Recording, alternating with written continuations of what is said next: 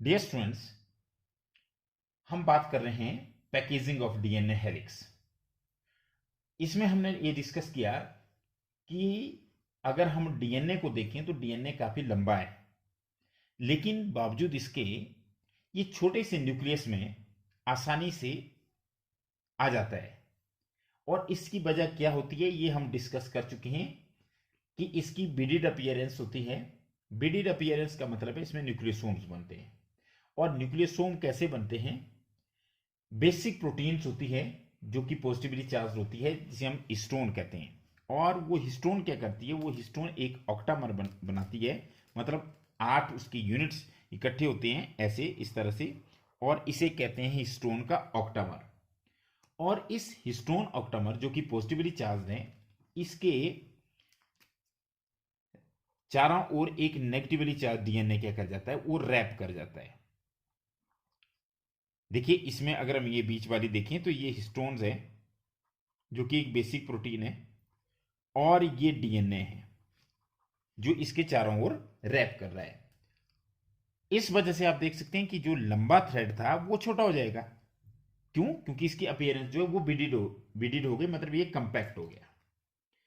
अब होता क्या है कि एक न्यूक्लियोसोम में, जैसे जैसे अगर हम इस न्यूक्लियोसोम की बात करें तो एक टिपिकल न्यूक्लियोसोम में डीएनए हेलिक्स के लगभग 200 बेस पेयर्स आ जाते हैं। That is a typical nucleosome contain 200 base pairs. Clear? और जो 200 बेस पेयर्स होते हैं, 200 बेस पेयर्स होते हैं, तो आप ये देख सकते हैं कि उनके बीच में कितनी लेंथ होनी थी, लेकिन अब ये कंपैक्ट हो गए। Now these nucleosomes constitute the repeating unit of a structure in the nucleus called chromatin.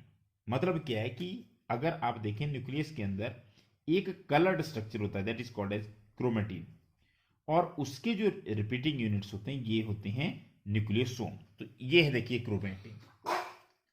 अब देखिए जो क्रोमेटिन होती है वो क्या है?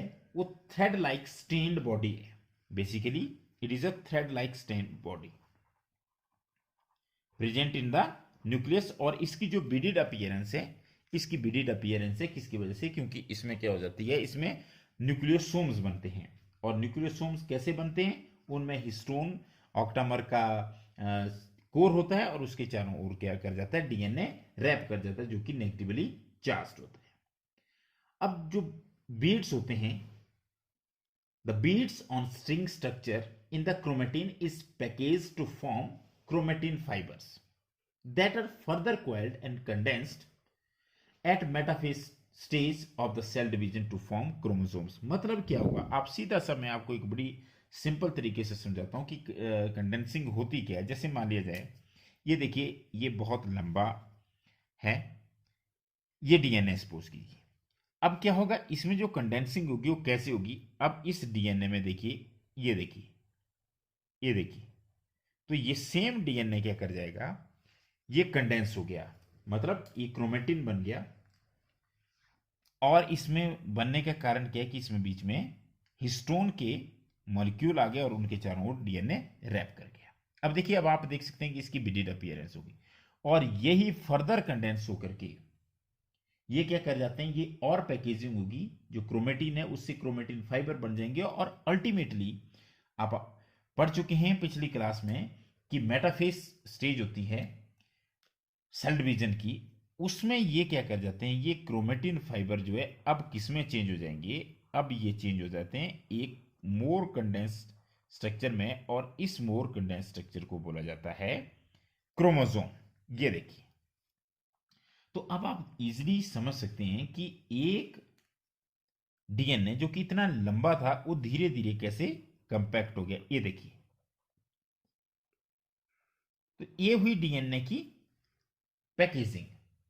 पर ये जो पैकेजिंग होती है, अगर इसको हायर लेवल पे हम देखें तो इसको एक और प्रोटीन की जरूरत होती है। That is the packaging of chromatin at higher level requires additional set of proteins, and those proteins are called as non histone proteins. तो मतलब क्या है कि अगर जो इसकी जो पैकेजिंग है अगर उसको हायर लेवल पे लगे तो हिस्टोन के अलावा, क्योंकि अभी तो हमने यहाँ हम किस चीज़ की बात कर रहे हैं, हम यहाँ बात कर रहे हैं बेसिक प्रोटीन की जिन्हें हम कह रहे थे हिस्टोन्स।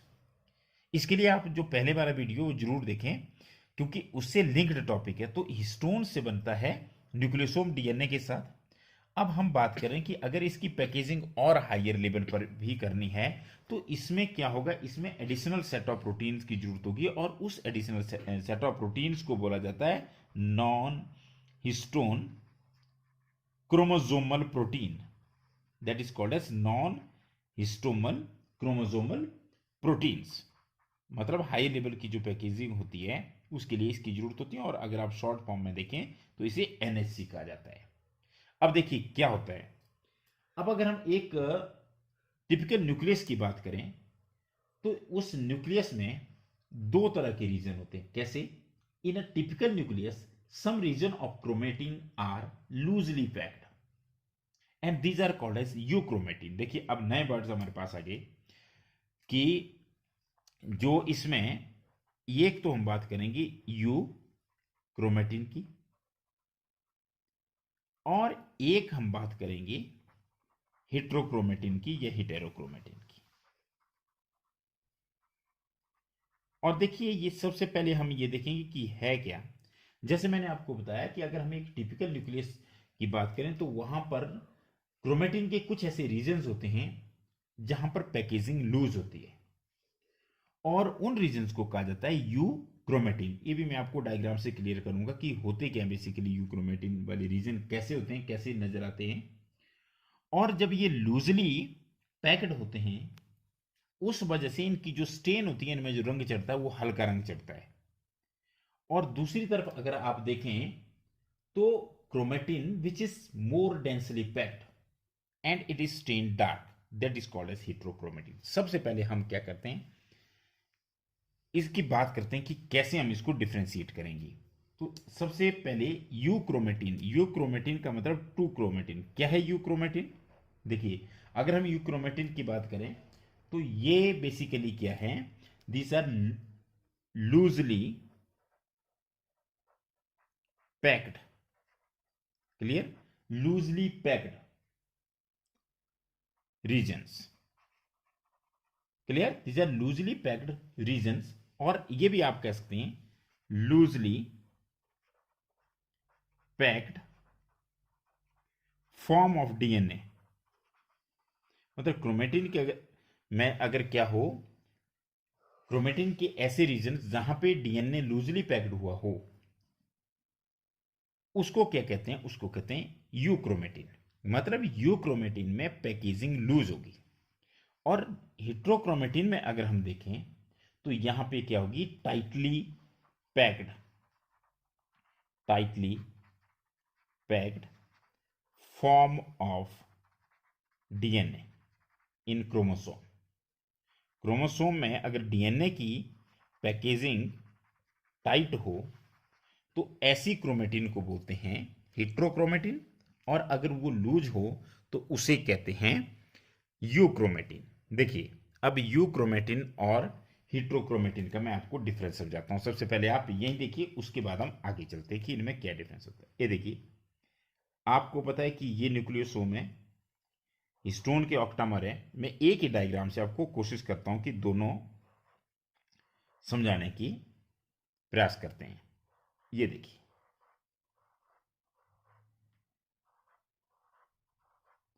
देखिए ये मैंने क्या किया, यहां आप देखेंगे तो यहां पर जैसे ये अब डीएनए आ रहा है, ये देखिए, ये देखिए, ये देखिए।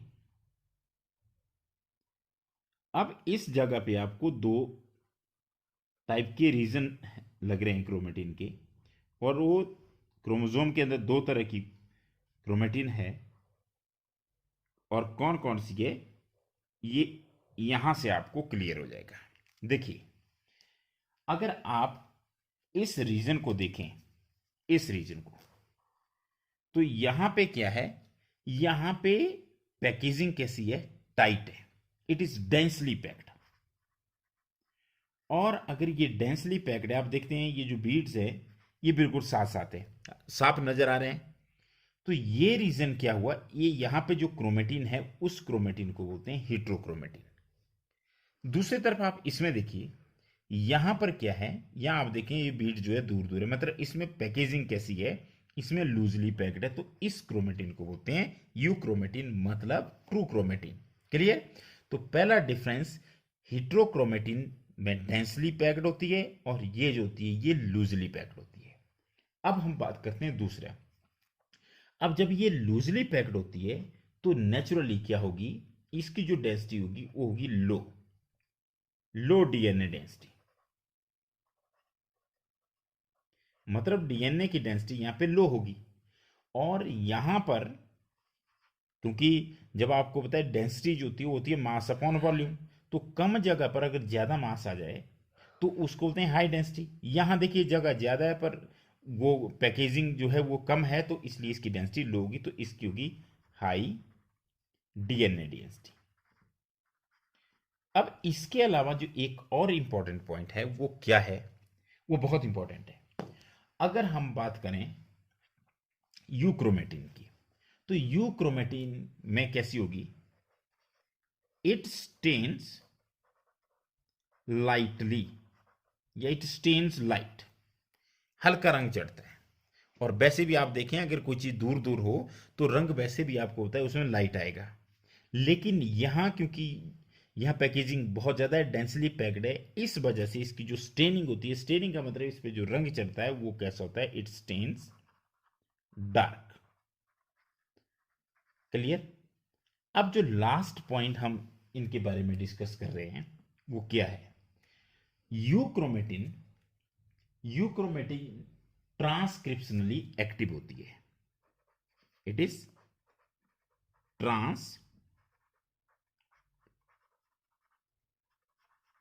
Transcriptionally active. ट्रांसक्रिप्शनली एक्टिव का मतलब है कि इस ये ट्रांसक्रिप्शन में मदद करती है। और अगर आप ये भी देखें कि ये इसमें जो एक्टिविटी होगी वो बहुत ज्यादा होगी, तो मतलब इट इज ट्रांसक्रिप्शनली एक्टिव और it will participate in the process of transcription. अब ट्रांसक्रिप्शन क्या होता है, आपको होता है कि डीएनए से क्या बनता है, एमआरएनए बनता है। इस प्रोसेस को इस प्रोसेस में कौन इन्वॉल्व होगी, यूक्रोमेटिन। क्यों, क्योंकि वो एक तो लूजली पैक्ड है, इस वजह से वो एक्टिव ज्यादा होती है, तो इट इज ट्रांसक्रिप्शनली एक्टिव। और अगर हम हेट्रोक्रोमेटिन की बात करें तो इट इज ट्रांसक्रिप्शनली इनएक्टिव।